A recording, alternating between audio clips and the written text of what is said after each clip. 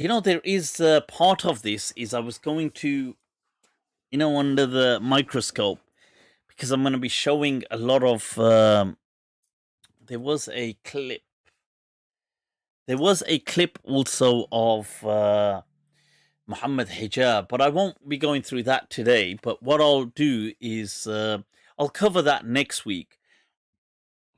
But it's where he's doing a lecture. Sorry, where he's got a clip on YouTube, recent one, about camel urine and how, although you don't need to drink it, but which I guess is a step in the right direction away from urine.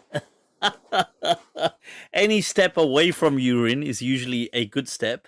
But then he's saying, you know, don't you don't dare criticize it, the hadith, like, this may have some blessed wisdom in it that you are unaware of, which really is quite nonsensical. Let الفاظ me see خارجي if I وسوء can الفاظ خارجي find وسوء that here. So this is the clip: camel urine as medicine. Now, this, in all honesty, is camel urine is not medicine, and neither did the Prophet ever instruct people in a real sense ever to drink camel urine. Now, I will cover this in more detail next week, but what I'll do is I'll do a hadith analysis. So the hadith is transmitted by Anas in Bukhari, and it's actually this. Bukhari brings both narrations, and there's two of these. One does not even mention that, and I have highlighted that this hadith is not reliable. Secondly, if those people who took it as an understanding, they may have understood that the Prophet, they may have interpreted this.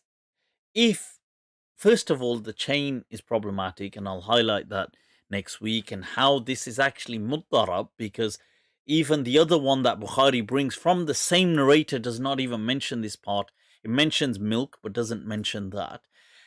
And how, if you, those people who think, well, maybe it's a point of consideration, that this was taken as said as a to rebuke these people, not as, it was not instructive. It was almost like cursing them. That said, in a sense, like, why don't you go drink urine? In that sense, because these were the people. You see, you have to remember that these people that came, the Prophet saw malice in them, and they were not from Medina, and they come and they take. You see, the Arabs had a custom that what they call qira, that if somebody from out of town came to you, your property as a guest, you had to give them 3 days of this diafa. They called it qira, of hospitality, and the first day had to be, you had to kind of go be over and beyond, but the other 2 days you can just be casual. So the first day, because they're gonna be most tired and everything from their journey, so you have to, as a tribal law of hospitality, go over and beyond in serving them. But the next 2 days you can just be casual with them, and they have up to 3 days of stay with you. So these was part of the tribal laws, the unwritten laws that the Arabs had, and the Prophet ﷺ partook in this, and many people, they all, and there's a hadith explaining it as well.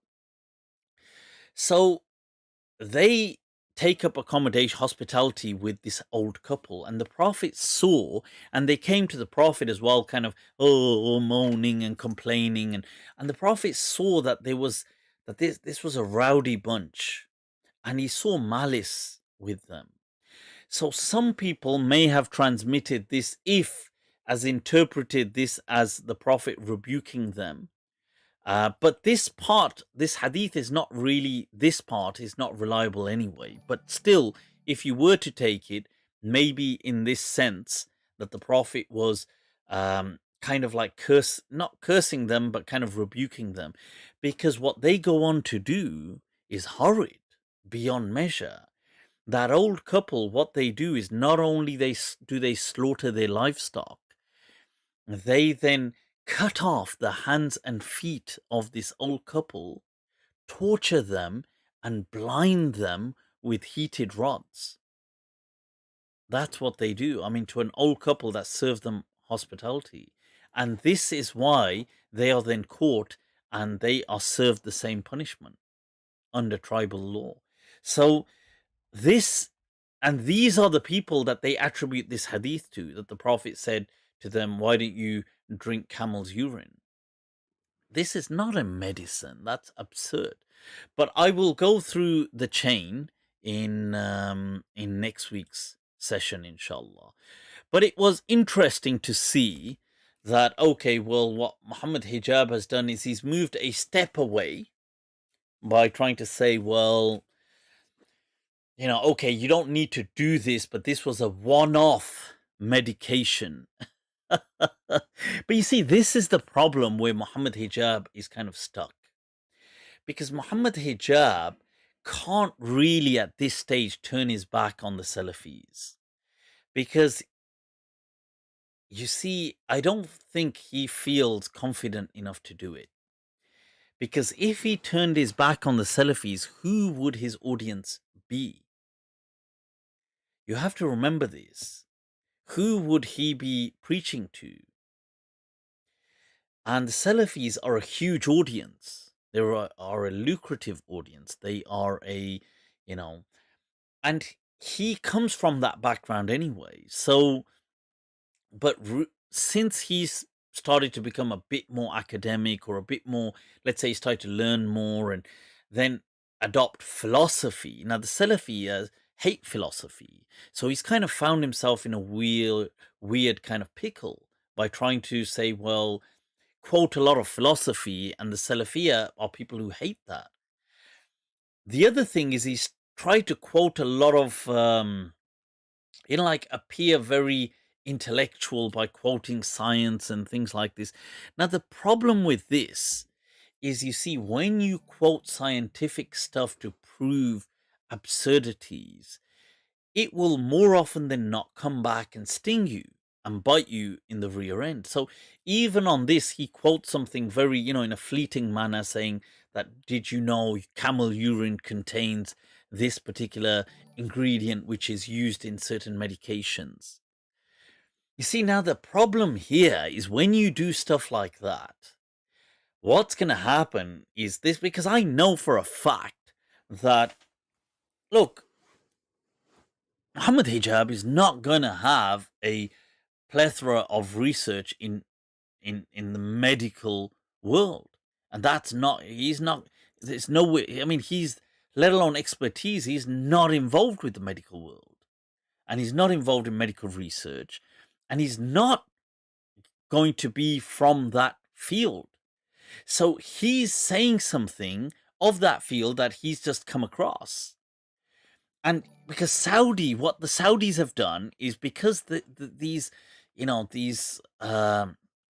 camel urine drinking Bedouins are so obsessed with the camel urine that they've actually injected a bit of money into their universities to offer free research to people, like do a PhD on proving the benefits of camel urine. So people have kind of done some theses, because obviously they're gonna, but this kind of research does not make it medically accepted.